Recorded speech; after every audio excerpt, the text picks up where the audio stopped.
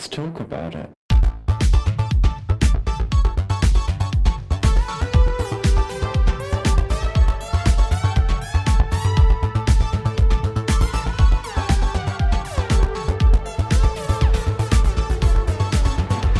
Hello and welcome back to Thicc Radio, the podcast where we talk about gaming, fetishism, and everything in its orbit. I'm James. And I'm Tim, so let's get into it. This week we're welcoming back to the show. Today we've got Josh. Hello, hello. How you doing, Josh? You alright? Doing great. Good.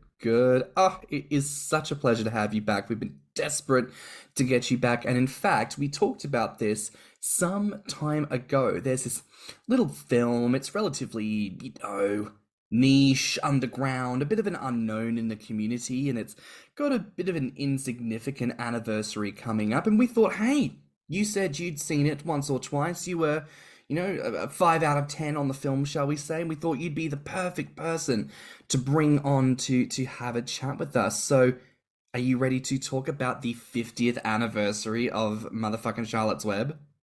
Let's do this. Okay. Also, 50 50th years. anniversary. That's horrifying. It came out in the 70s. Surely that's not 50 years ago. It's a millennial thing, apparently, because Josh, I think you and I are around the same age, like early 30s, yeah? Yeah, I'm 36. Okay. Well, it's early. It's early enough. It's fine. It's fine.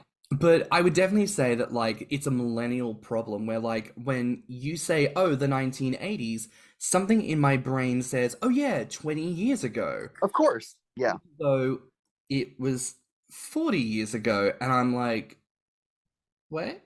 Thanks for reminding me.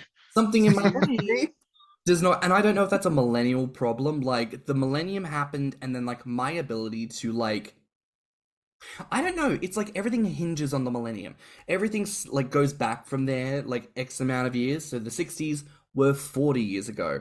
And we're only 20 years into the new millennium, and everything is still X amount of years. Nothing makes sense, and everything's done. No, it's like time reset. I feel like, how we have BCE and CE. We need a pre-millennium and post-millennium dating system, because my brain just can't comprehend everything after. Time stopped at the year 2000, and that's when my concept of time just froze. Well, and you're only a couple of years younger than me, so you probably remember all of the insanity, the insanity, that went on during Y2K. Oh yeah, when everyone thought the world was going to end. Yeah, they thought that computers aren't going to be able to handle it. Yeah, airplanes are going to fall out of the sky. Electricity's going to stop working. Stock up your bathtub with water. That kind of shit. Oh yeah, it was going to be full on Armageddon, dystopian apocalypse. It was insane. And then nothing happened.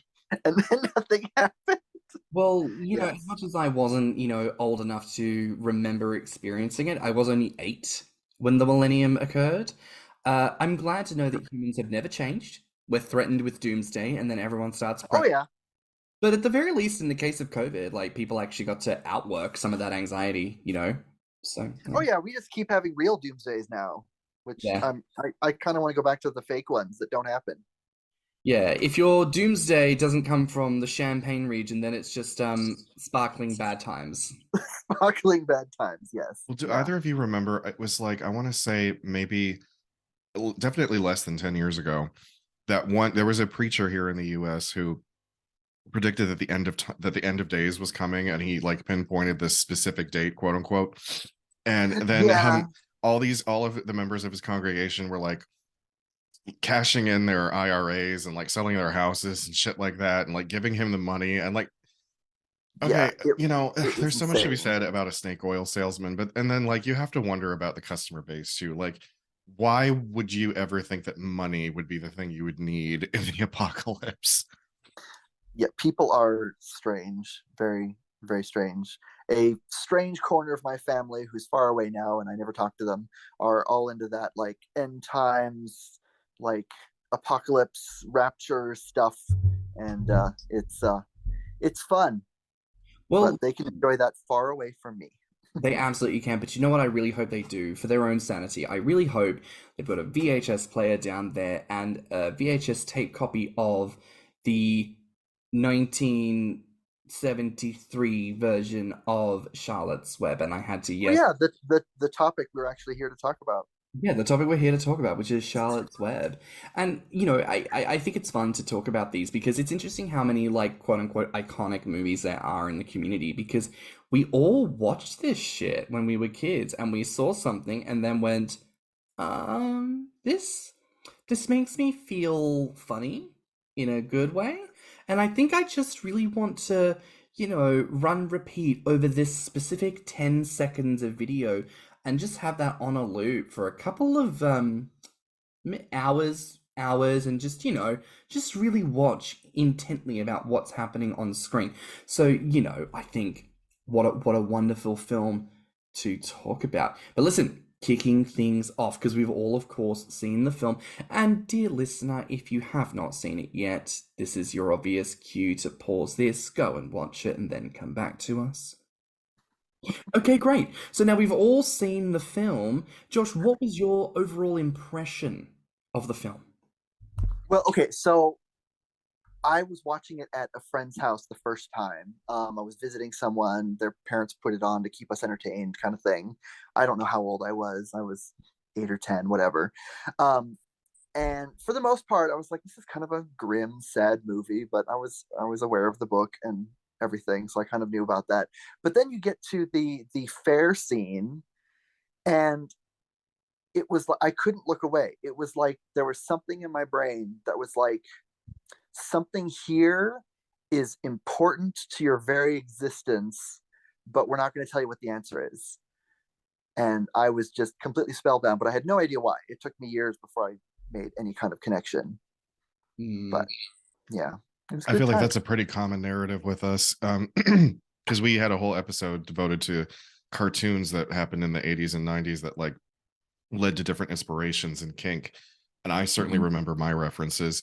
With this movie, I wouldn't say that Templeton and the fair scene was necessarily erotic or interesting when I was a kid. Like I took notice of it, but I think because he was a rat, and I generally find rats kind of disgusting.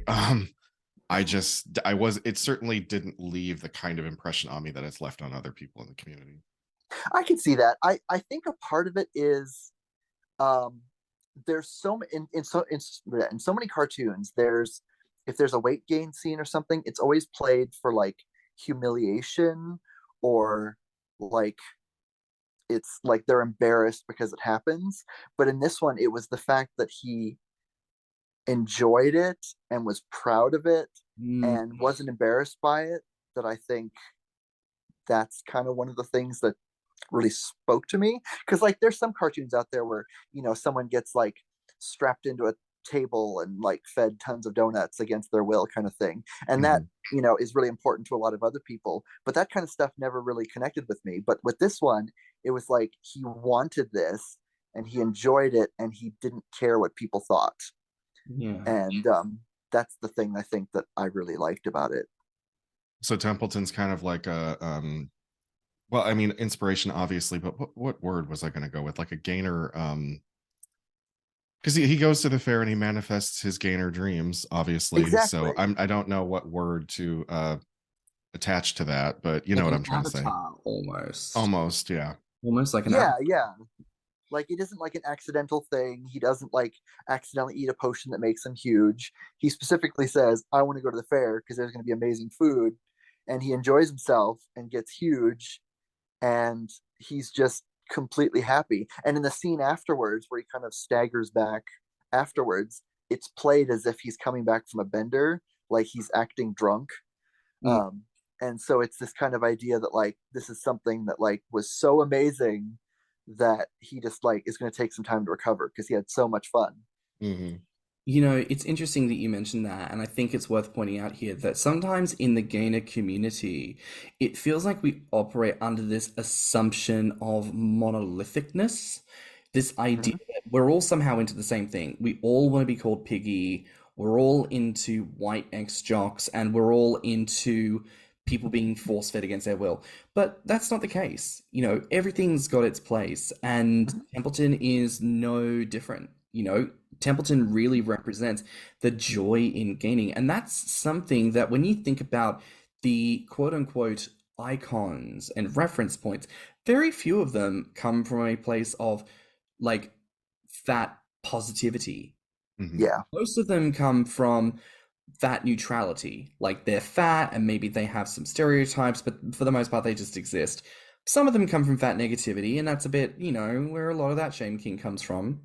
But I Mhm. do think fat positivity represents the smallest portion of icons and characters that we refer to. But the joy makes up 100% of what we do. Like, Oh yeah, for sure. even if you get off on humiliation, even if you get off on the whole like, oh, I never wanted to get fat and now I'm fat. Oh no, oh no, I'm cramming food in my mouth. I just can't stop myself. Like, yeah, the humiliation, but what you're actually experiencing is joy. Like that's the clue, right? Like you Oh enjoy yeah, eating absolutely. tea. There's nothing wrong with like the fantasies that kind of surround that, and everyone kind of approaches things differently. And that's totally cool. I don't want to kink shame anyone who's into anything different, but yeah, you're right. I love that, like the positivity, because you don't see that very much. Yeah. And I think that was really kind of my overall impression because I never really watched it when I was a kid. I think I've seen like snippets and scenes, especially on Tumblr back in the day. But when in preparation for this, I sat down and I watched the film, I was quite taken aback by just how like horny Templeton represents. Like he Oh is yeah, just like, I want food and I want it now, and I'm gonna not only guzzle it down and stuff it down, I'm gonna be like and like noises, and it's so visceral what yeah, you're experiencing. Like some characters get fat and I'm like, oh, that's hot, I want that for me. But then you see Templeton like waddling back, like what do we call it, Tim? Glut over. Oh yeah, glut yeah, over. When you're so like overstuffed that you feel drunk and stupid, like that's glut over hmm or glutted over. He was so glutted over, it felt like the scene in When Harry Met Sally. I'm the woman saying, I'll have what she's having because yes, that obesity, I want it now. yes, It was fabulous. So it really was. you talked a little bit about like you saw it for the first time with your friend and it made you feel a certain type of way. I want to ask, what was the kind of aftermath of that? Did you find yourself revisiting that scene? Did you find yourself trying to recreate it at home? What was the kind of outworking having seen it Oh, first time? that's that's always fun. Um, well, yeah, that's when I started padding. Um, I would like stuff pillows under my shirt and pretend like I'd eaten too much, and um, I would like drink a lot of like juice or water or something, and then make it slosh around in my stomach, and kind of try to kind of recreate that sensation of like being so good and full and everything. And it was sort of this attempt to find, I don't know, because it obviously wasn't sexual at that point. I was way too young for that. But it was like there was something satisfying about that. And I was like, I don't understand why I like this. So I want to figure out what it is. And that kind of encouraged me to start trying out stuff that years and years later eventually did become sexual, and kind of like, because like padding and bloating and all the belly noises stuff, and like all that kind of came from that scene. Wouldn't it be fascinating if we could study that reaction in real time? Like, I don't know if there was some way that you could hook someone up to some kind of system and then, possibly expose them to something. I mean, and it like, I'm not saying to, show porn to people or, God No, forbid, no, show porn to minors or anything, but like, no, no. if you could, if there was a way that you could have like, that could have been measured in your brain when it was happening, like, I'd be so fascinated Yeah, to see exactly which part of the brain suddenly lights up and like how that takes root because all these fetishes come from somewhere. They don't they just do. develop in a vacuum. So Mm. I would love to know the origin of how it just sticks in your, I guess, lizard brain that Oh like yeah. this is something that I will revisit again and again. Oh, absolutely. I had no idea why I was putting pillows in my shirt. It was just, oh, this is just a thing to do now. Because in my brain, I was like, oh, well, I have to do this, but I can't comprehend why I'm doing it. And then, years later, I was like, oh, okay, so I'm doing this because it turns me on. Gotcha. I Wish don't I could get that. I don't know where it comes from, but there is a part of me that thinks to myself, since so many of us can reflect on things we did when we were kids, the stuffing, the padding, the bloating, the comics, the cartoons, the whoop-de-woo, I feel like it's so prolific and such a repeated meme in our community that I wondered to myself, like, if gaining as a sexuality is innate, much like homosexuality, heterosexuality, any kind of sexuality, because it doesn't spark until you receive the spark. For most of us, it's puberty when we start to see it manifest. Like, I Yeah. imagine that if TV and comics were like zipped out of existence tomorrow, every future gainer would become aware of their desire for gaining fetism and growth and size by seeing the amount of fat kids in their class. They would go, why am I so fascinated with this kid, with these kids? Our modern narratives would make them think, oh, it's homosexuality. But the moment they get online and they start to look at porn, they're going to find gaining fetism, they're going to find BHM, BBW, they're going to find it all.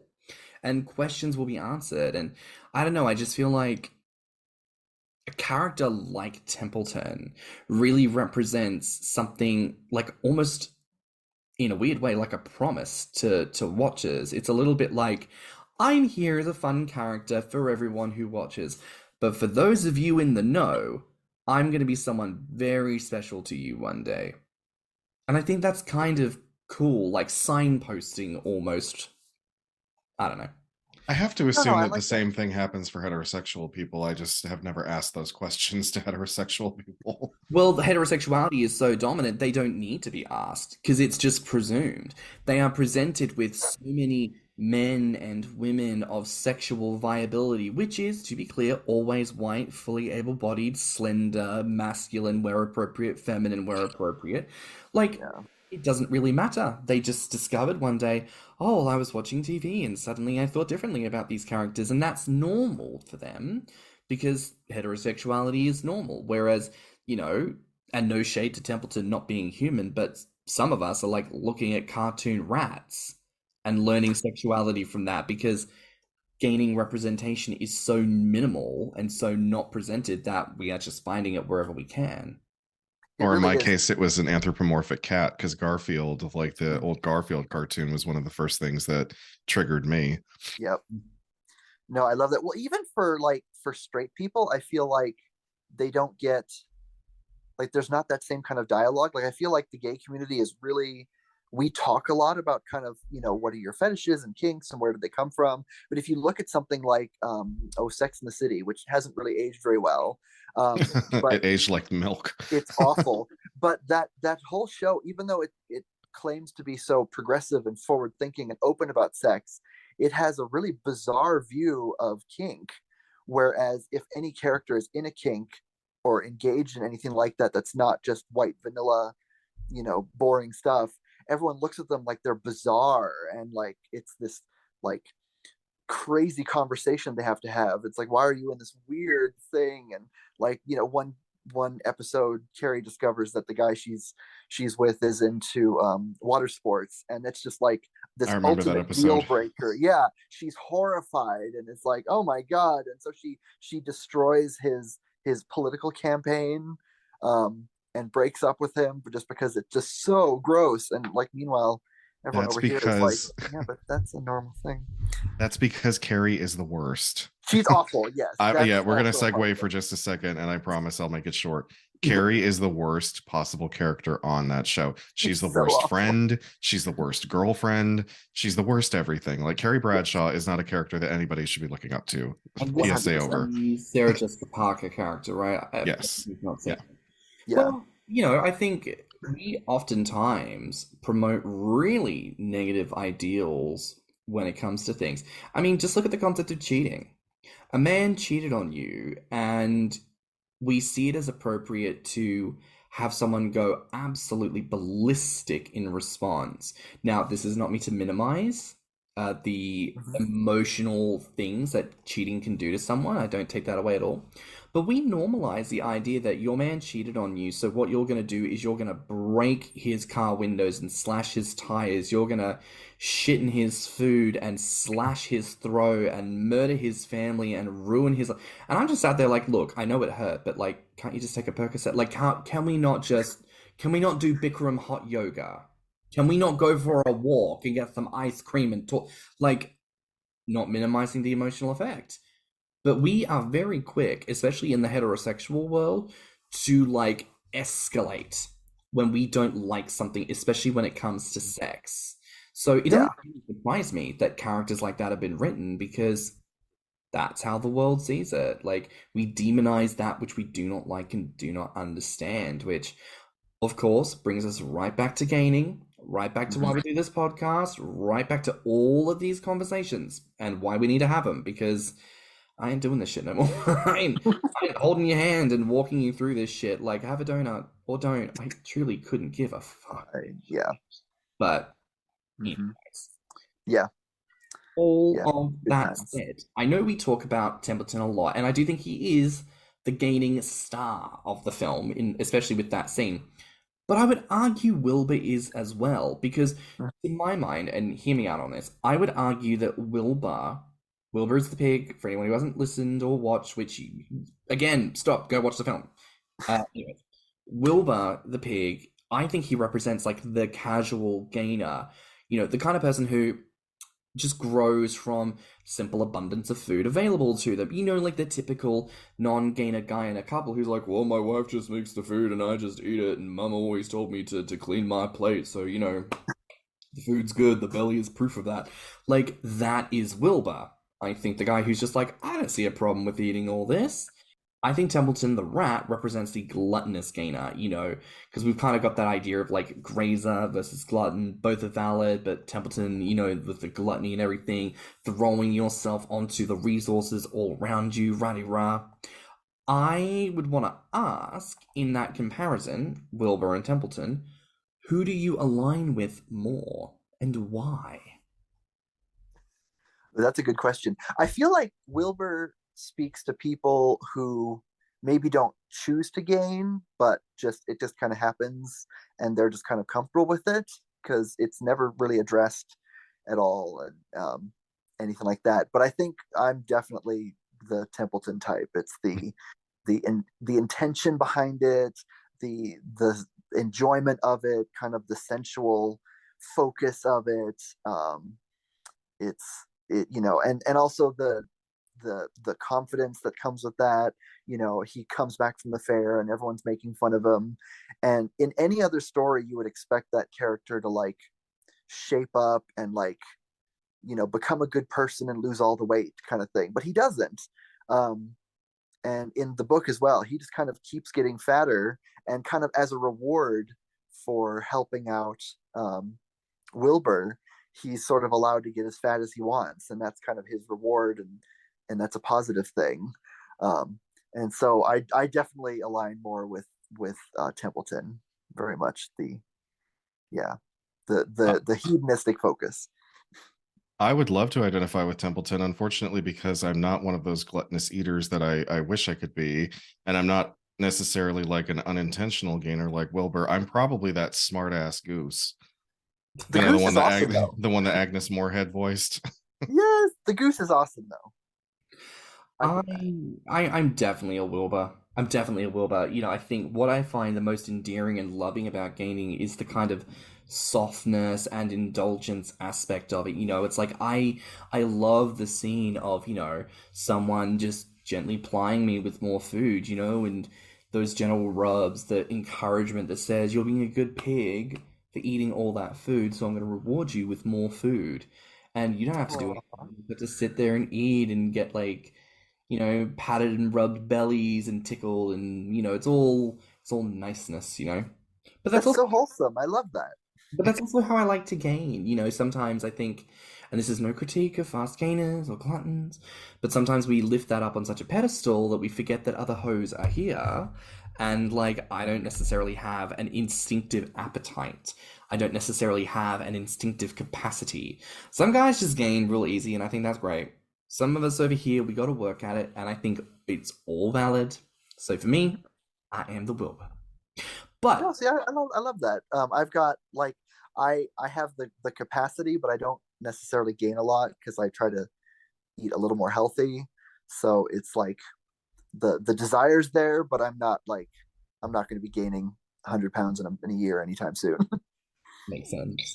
But I want to circle back because you mentioned the book before, and obviously Charlotte's Web is originally a book, but you know you've read that. Tell us a little bit about what was your experience like with the book? Did you read it first before the movie? How does it compare? Walk us through it. Well, I read the book first. In fact, I read it so many times that like it fell apart. Um, but the book is pretty much exactly the same as the movie. Obviously, there's not the extended fair sequence, but all the stuff afterwards when he comes back, that's all still there. There's the description that like his stomach is like the size of like a jelly jar, is how it's described in the book. There's also illustrations in the book, so you get to see him getting fatter. And there's a scene near the end when, because like at the end he's given like free access to Wilbur's food forever because he kind of helped Charlotte's daughters, I think. And so because of that good deed, he gets as much food as he wants. And so like one of the last illustrations in the book is him, and he's like the size of like a beaver, because he's like gotten so fat and he's eaten so much. And I just I really appreciated that. Again, that didn't like, I liked it, but I never understood why. I was way too young to understand why I liked it. But like the whole book, there's descriptions of like with Wilbur, there's a part near the beginning where he's sad, and so he's given some buttermilk, and there's a description of like he liked the feeling of the buttermilk in his stomach and it was comforting or something like that. And so I don't know, it was just this concept of like being aware of like the connection between eating and feeling good in a very vague sense. But yeah, the book's also like a wonderful classic, and it's beautifully written and everything. But yeah, there's lots of stuff in there that it sowed seeds in my brain, or it activated things that were already there in my brain, and it took years before they actually started to make sense. Blossomed into a fruitious plumpus Yeah. Sporticus that you're currently exhibiting here on the podcast today. Listeners, of course, you cannot see, but if you head to the social media links at the end of this episode, you will be able to check them out right there. I myself have never read the book, but it's interesting you mentioned that sense of feeling the way the buttermilk felt inside. And this is something that I think I may have mentioned on the podcast before, but I'll say it here just in case. When it comes to a lot of, for example, modern high-tech luxury car designs, right? The interior is designed in a certain way, and apparently it is done so to replicate the way in which you are cradled in the womb. The idea is that the womb is the ultimate, when you are connected and warm and safe and there are no troubles at all in the world and you are just cocooned and everything is lovely. And I wondered to myself, like amniotic fluid withstanding, like I wonder if that reference, buttermilk in the belly, the way that it sloshes, the way that it feels, like when gainers say that there's something sensual about chugging cream, I wonder if there is maybe a deep-seated psychological throwback to I'm revisiting the most comfortable and safe space that I have existed and occupied. Because genuinely, like, I feel at my most coziest when I have stuffed myself stupid and topped off with a little bit of a creamy treat, and I'm just laying there just like cradling my belly, just like warm against some pillows under the blanket, just like, oh Yeah. I bet Freud would have a field day with that one. Oh yeah. I don't even want to know what he'd come up with. Well, I know so much of I mean, there's obviously lots of discussion about it, but I know a lot of the discussion that I've seen online regarding kinks is for some of it is your brain taking something that's scary or confusing and turning it into something good as a way to protect you from feeling scared or confused by it. And I can see that working in some cases, things like vor or, stuff like that. But there's also this sense, I feel like there's like a lot of things that are connected to with desire to like feel safe and comfortable again, and to be free of troubles and to kind of return to that. You see that in like the pup community. I don't have that particular kink, but I know a couple people who do, and it seems like it's kind of this desire to be free of like responsibilities and anxieties and just be like your happiest self. And I feel like a lot of the stuffing and stuff probably is connected to that as well, because it reminds you of a time when you're content and you're full and you're taken care of. Hmm. Though I do want to ask, because I know there was a 2006 remake, and admittedly, I've not seen it. Have you seen it? I saw it once. Julia Roberts is the voice of Charlotte, Oh. and she's kind of okay. It's Once was enough. yeah, It's not something you should watch again. I no, mean, it's basically the same thing as the 74 version, except I don't know. I feel like they updated some of the dialogue to be more modern. But beyond that, they didn't change too much. Although I have to admit that as an arachnophobe, they made Charlotte look a little too realistic, and so that made it kind of hard to watch.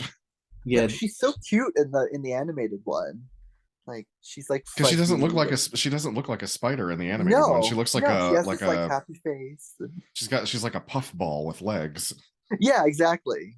yeah, Yeah, what is she's this very. fascination with modern remakes? And it's like, we need to make this creature look so hyper realistic that you just cannot divorce it from the truth. Though, I will say this kind of ties into, I think, one of the big questions I want to ask here. Because we, we, we kind of encountered this when we did the 50 years of Willy Wonka, right? Mhm. Because there was, of course, the original in the 70s. The 70s were wild and kid. Yeah, good But times. then the early to mid 2000s, again, there was a remake. So something I feel like we maybe touched on a little bit, but we didn't necessarily go in depth in on, is that the remake really seemed to take a lot of those elements that people have fetishized over the years and just kind of chose not to display them in any kind of effective manner. And I get the sense that Charlotte's Web 2006 was the same. So I want to ask here, do you feel that remakes have a tendency to sterilize these elements that we have found ourselves drawn to in the original films? I can see that. I felt like the Charlotte's Web remake was a little soulless. Like it kind of hit all the beats, but it didn't have the same heart that the original animated film did, which really captured the book very well. This kind of sense of like melancholy and sadness and accepting change and all that kind of stuff. And like in the original movie, you almost need like Templeton to be really outrageous because the rest of the movie is kind of somber and quiet. And so you need this kind of outrageous, crazy comedy break, song in the middle of it, to kind of, break up the heavier themes.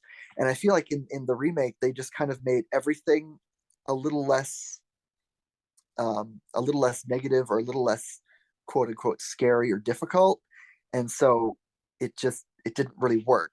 There wasn't that contrast. It was just kind Mm. of everything was sort of lighthearted and bland. I think that's what happens with most of these remakes, and so much of Hollywood is now like writing is done by focus group, Yeah. so like I'm not surprised that these remakes end up being very hollow because it's just a quick cash grab. It's like, okay, we can't come up with anything new. We can't pay any writers to write anything because, like God forbid we actually pay them what they're worth. So let's just No. focus group this shit, find something that hasn't been out in 30 years and let's just remake it. Yeah, absolutely. And like I think the Willy Wonka had the same kind of thing. Like I felt like it did follow the book a little closer, but it was so concerned with the aesthetic that it missed the point of kind of the story. And so the scary things weren't really that scary, and the triumphant things weren't that triumphant, and it all kind of was distilled into kind of the middle ground where everything is just kind of there. And there was really no point for that remake. I feel like the Charlotte's Web remake did the same thing. I remember when I reflect on films that like scared me as a kid but kind of galvanized me. I think of something like The Page Master. If you Mm-hmm. remember that, it was Macaulay Culkin back in That the scared you? well, like the Dr. Jekyll, Mr. Hyde, and like Oh, what year did it come out? Like 96? I was like 3. oh, okay, fair enough. You know? I was Like thinking of like Nemo and Dreamland, or Oh yeah, uh, there's very few people who seem to remember that movie, and like I used to watch it that's all the time. terrifying. Or The Secret Oh, of Dim. oh yeah, that one is actually genuinely scary. It's good stuff. But well, I might have to see if I yeah, can find a copy of that to watch. But it's just it's really good. Anyway, sorry, continue. I didn't mean to interrupt. no, that's okay. I just wanted to ask one last question to kind of really wrap things up. No doubt they're going to make a remake of this in what, 20 years at this. Maybe less than that, honestly, with the way Hollywood's going. Yeah, Yeah. it's bad. So, what do you want to see out of a future remake? Ooh, that's a good question. I would love to see someone like Guillermo del Toro do it, um, because he's very good at dealing with the dark, difficult subjects. Yeah, I'm thinking of like Pan's Labyrinth, something like that. Because like Pinocchio. the thing Don't about you worry though that he might turn Charlotte into some kind of Cthulhu monstrosity? yeah, he might go too crazy. Because No, because like no, the thing about no. Charlotte's Web, the first line of the book is "Where's Papa going with that axe?" And so the first line of the book is the the daughter Fern noticing that her dad is going to kill the runt of the litter. And so the book is all about understanding and accepting death. Um, and it does it in a very gentle way, but it's still very melancholy and sad. And if you're going to do a movie remake, it needs to address that concept of like kids not understanding, um, that the world isn't happy and sparkly, and that there's sad things that happen. um and I mean, I would love if there was like even more gaynery stuff. Of course, that's always fun, but like just in terms of like because I genuinely do like the story. I feel like if they're going to do a remake, they need to actually like go for like making the movie mean something, and have it be a way to talk to kids about difficult subjects, kind of like the way Inside Out offered a way for parents to talk to kids about depression and kind of what that was. um, and I think it did it really well because it didn't shy away from the really dark, kind of bleak hopelessness that comes from depression, especially in kids who can't understand it.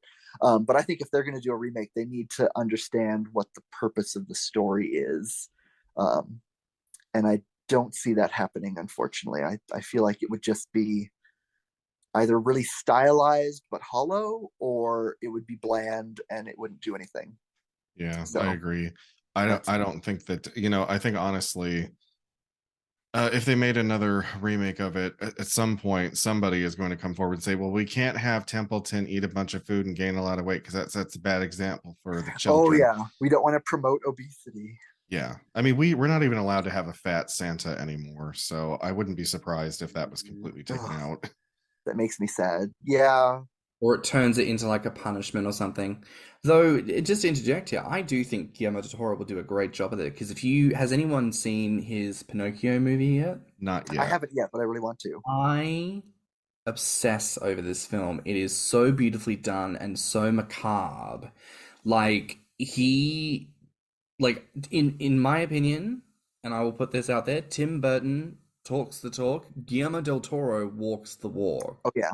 Like his stuff actually makes me take a step back and go, there is beauty in this like insanity. Like Pan's Labyrinth, I could watch on repeat because it's horrific, but yeah, I am entranced and infixed.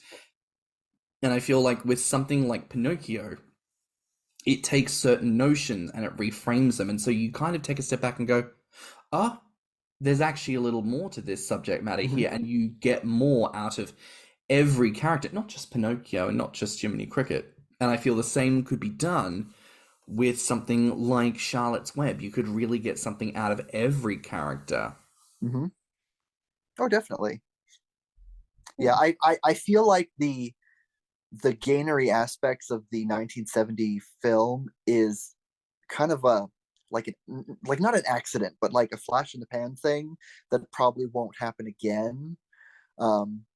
Because I know Paul Lynde was the voice actor for Templeton in that one, and there's a lot of his kind of particular style of comedy in the character, and like I think initially they intended it to be like, oh well, let's have a character get drunk and laugh at them. You see the same thing in Dumbo with the pink elephants on parade sequence. It's like, oh haha, this character got drunk, and we're kind of laughing at them for it.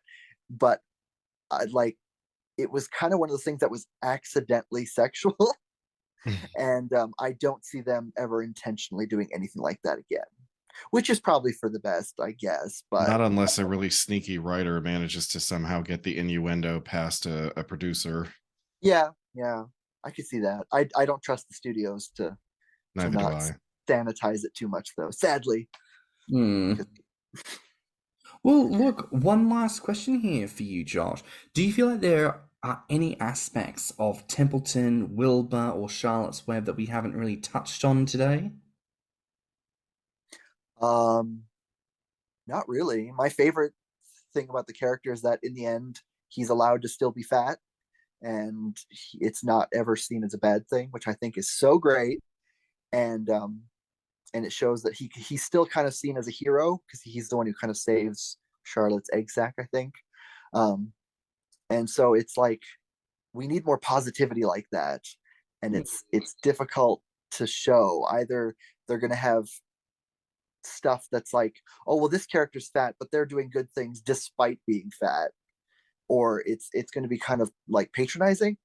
And I really love the fact that in like the original movie, we've got this character who's just, he likes being fat and he enjoys it, and he's kind of allowed to be himself, even if he's kind of like a slob and kind of crass, but that's okay because that's him, and he kind of fits into the world of the farm along with all the other animals. And I really like that. Well, there you go. And perhaps, dear listener, if you yourself are not a gainer, feedie, or member of the community and you don't really know what the fuck we're on about, tune in to Charlotte's Web, the OG, and take a good look at what Templeton's doing, and if it causes any stirrings, then maybe you should take notice of that and get yourself a little something to eat. But, Josh, thank you so much for joining us today. Where can listeners find you online?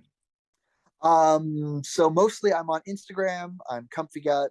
I am on Grommr as well. comfygut. I'm not on there as much as before, but mostly Instagram. So yeah, that's where I live most of my days.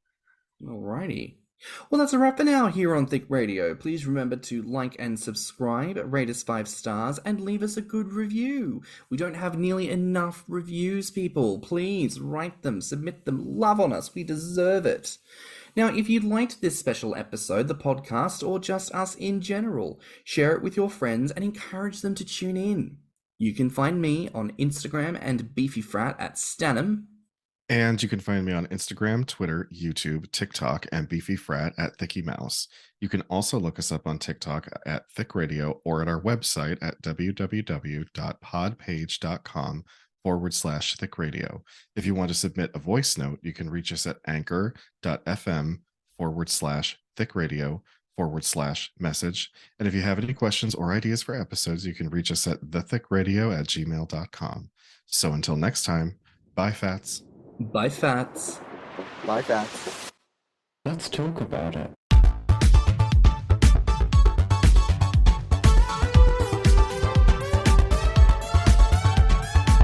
Thicc Radio is a Patreon and Anchor app podcast produced by Stan and Thicky Mouse. Mixed and mastered by Stannon. Our artwork is provided by Lokitu. Our theme song is provided by Body by Cream.